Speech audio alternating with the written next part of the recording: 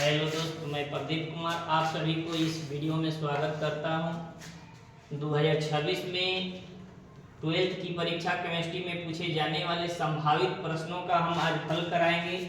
आप सब इस वीडियो में अंत तक बने रहेंगे। आपका यूनिट होगा छठा यूनिट, तत्वों के निष्कर्षण के सामान्य सिद्धांत या गुणधर्म, जिससे संबंधित पहला सवाल है कि हमेशा स्वतंत्र अवस्था में पाए जाने वाला धातु है। हमेशा स्वतंत्र अवस्था में पाए जाने वाला कौन सा धातु है? बोलिए। सोना, चांदी, कॉपर, सोडियम। बोलिए जल्दी जल्दी। सोना होगा। कौन होगा? सोना। हूप विधि के द्वारा निम्नलिखित में से किस धातु का शोधन किया जाता है? हूप विधि द्वारा निम्नलिखित में से किस धातु का शोधन किया जाता है? एल्यूमिनियम का। किसका? एल्यूमिनियम का।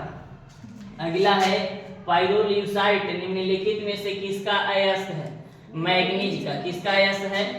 मैग्नीज का। प्रगलन विधि में धातु के ऑक्साइड के अपचयन में प्रयुक्त होता है कार्बन। कौन प्रयुक्त होता है? कार्बन। कह रहा है कि प्रगलन विधि में धातु के ऑक्साइड के अपचयन में प्रयुक्त होता है तो कार्बन प्रयुक्त किया जाता है। क्या प्रयुक्त किया जाता है? कार्बन। कह रहा है कि समुद्री जल में पाए जाने वाला तत्व है सोडियम। समुद्री जल में पाए जाने वाला तत्व है सोडियम। समुद्री जल में पाए जाने वाला तत्व कौन सा है? सोडियम। कह रहा है सल्फाइड अयस्क का सांद्रण किया जाता है फेन पलवन विधि द्वारा। किसके द्वारा? फेन उत्पलवन कहिए या फेन पलवन विधि द्वारा। करें वात्या भट्टी में निम्नलिखित में से किस ऑक्साइड का अपचयन होता है? वात्या भट्टी में आयरन ऑक्साइड का अपचयन होता है। किसका अपचयन होता है? आयरन ऑक्साइड का। गैलेना किसका अयस्क है? गैलेना लेड का अयस्क है। किसका अयस्क है? लेड का अयस्क है। किसका अयस्क है? लेड का। आगे बढ़ते हैं तो अगला सवाल है आपका सवाल संख्या आपका है 9। लोहा के मुख्य अयस्क होते हैं। लोहा के मुख्य अयस्क जो होते हैं हेमाटाइट, मैग्नेटाइट, सिडेराइट होता है। इनमें सभी आंसर हो जाएगा। इसका आंसर क्या हो जाएगा? इनमें सभी। लोहा के प्रमुख अयस्क कौन कौन से होते हैं? Magnetite, siderite, haematite. Magnetite, siderite, haematite. Answer आपका हो जाएगा इनमें सभी। आगे चलते हैं तो लोहा का मुख्य ऑक्साइड अयस्क है। ऑक्साइड अयस्क अगर पूछेगा आप लोग से तो हेमाटाइट आंसर मारिएगा। क्या मारिएगा? हेमाटाइट। ऑक्साइड अयस्क कहेगा तो कौन सा आंसर होगा आपका? हेमाटाइट होगा। क्या होगा? हेमाटाइट। कह रहा है कि एक विधि जिसमें किसी धात्विक अयस्क को हवा की अधिकता में उसके गलनांक के नीचे गर्म किया जाता है उसे कहते हैं। क्या कहते हैं भाई? तो भर्जन कहते हैं। क्या कहते हैं? अगर यहाँ पर ऑक्सीजन की अधिकता न रहता तो उसको क्या कहते हैं? हम निस्तापन कहते। क्या कहते? निस्तापन कहते। लेकिन अभी हम क्या कहेंगे? इसको भर्जन कहेंगे। अगला सवाल है आपका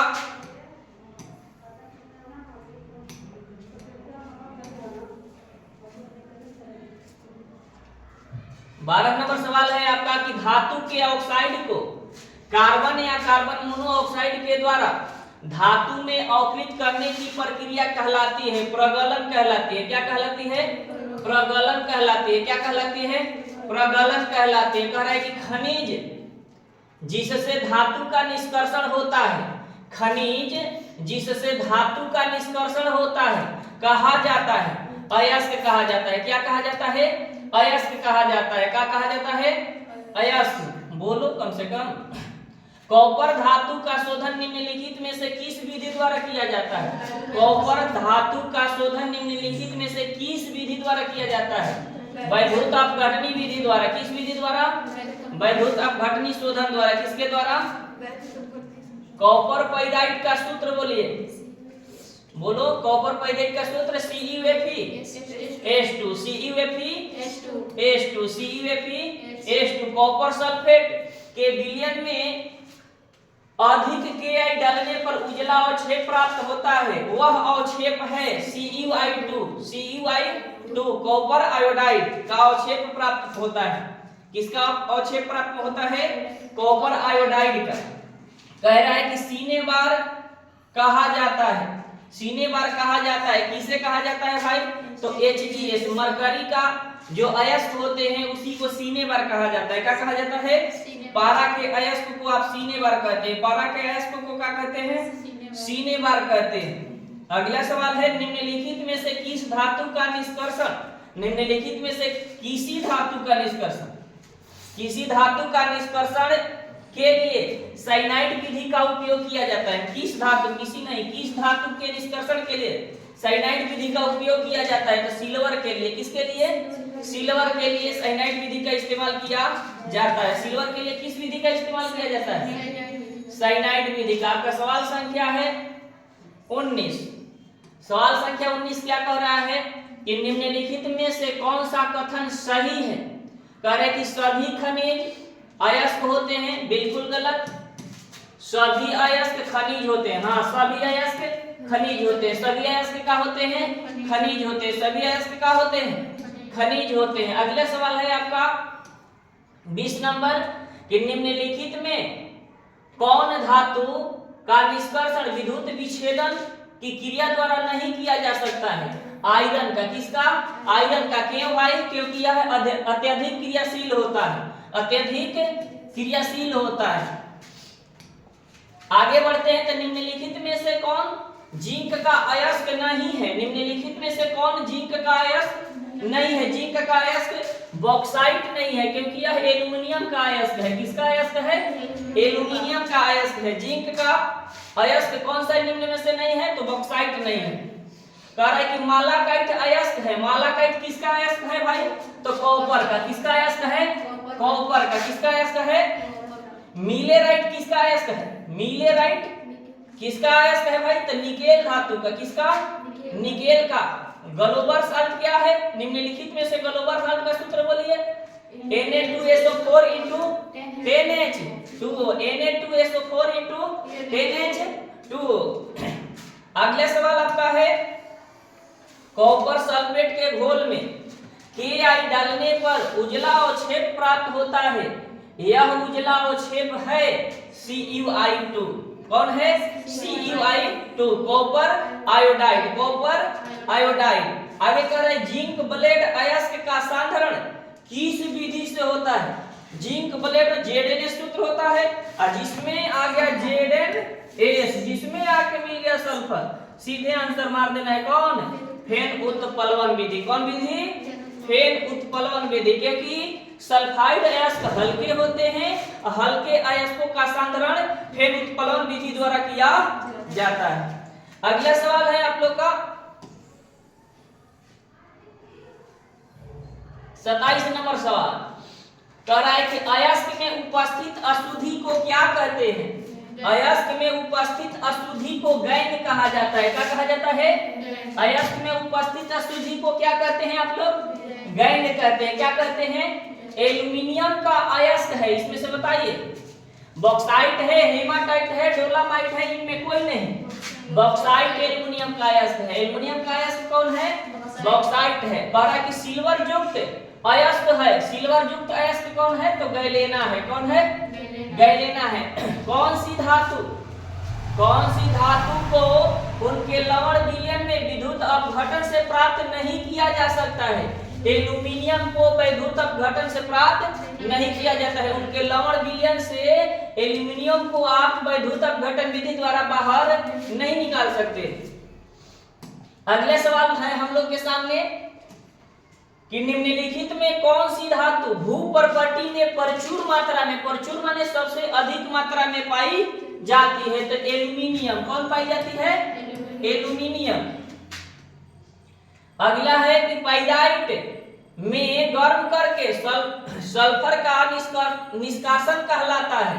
कह रहा है कि पाइराइट में गर्म करके सल्फर का निष्कासन कहलाता है। क्या कहलाएगा? बोलिए। भर्जन कहलाता है। क्या कहलाता है? चलिए अगला सवाल आपका है 33 नंबर सवाल पढ़िए। क्या है? बोलिए।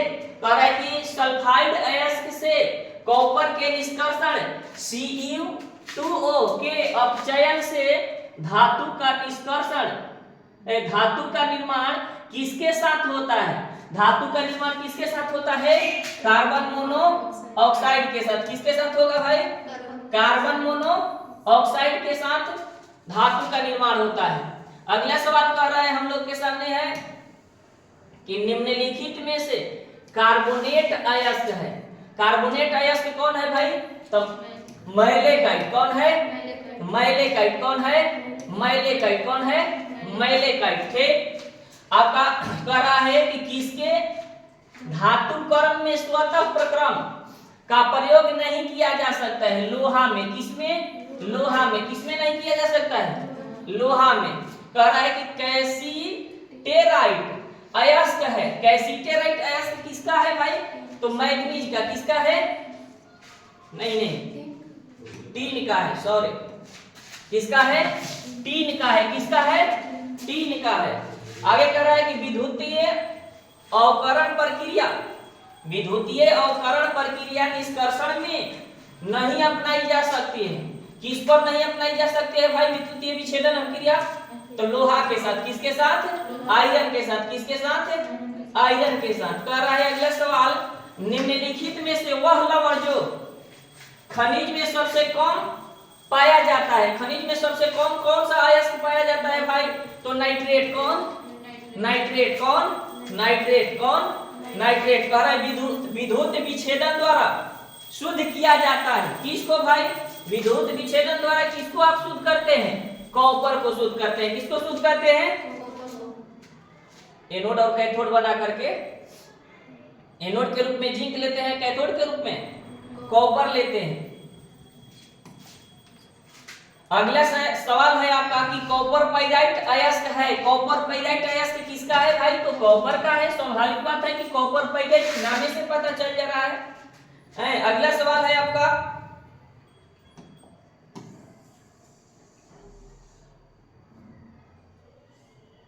इकतालीस नंबर सवाल देखेंगे। 41 नंबर सवाल क्या कह रहा है? कह रहा है कि गैंग और फ्लक्स मिलाकर क्या कहलाता है? अस्लैग कहलाता है। क्या कहलाता है? अस्लैग कहलाता है। क्या कहलाता है? अस्लैग। निम्नलिखित में से कौन सी विद्युत विच्छेदन से प्राप्त की जाती है? विद्युत विच्छेदन से क्या प्राप्त की जा सकती है? कैल्शियम भी प्राप्त की जा सकती है, उसके साथ साथ कॉपर भी। आपका आंसर क्या हो जाएगा? कैल्शियम हो जाएगा। अस्पेल्टर है। क्या है भाई?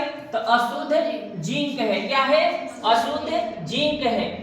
अस्पेल्टर क्या है? अशुद्ध जिंक है। क्या है? अशुद्ध जिंक है। बोलो। बॉक्साइट। बॉक्साइट एक अयस्क है। किसका भाई? तो एल्यूमिनियम का। किसका अयस्क है? एल्यूमिनियम का। बॉक्साइट किसका अयस्क है? डोलामाइट। बोलिए, डोलामाइट किसका है? डोलामाइट खनिज में पाया जाता है। क्या पाया जाता है? कौन सा धातु? मैग्नीज। कौन सा धातु? मैग्नीशियम। मैग्नीज नहीं, मैग्नीशियम। मैग्नीज नहीं, मैग्नीशियम। ध्यान रखिएगा, मैग्नीशियम, मैग्नीज नहीं, गलती से बोला गया। नीला थोथा का रासायनिक सूत्र बताइए आप लोग। क्या होता है? CuSO4 into 5H2O। NaOH इनमें से किसे कहते हैं? कास्टिक सोडा को, कास्टिक सोडा को कहते हैं, या धुवन सोडा को कहते हैं, या कास्टिक पोटास को कहते हैं? KOH कहते हैं कास्टिक पोटास को। ठीक, धुवन सोडा के सूत्र जानवे करते हैं आप लोग। क्या होता है? Na2CO3 into 10H 2O।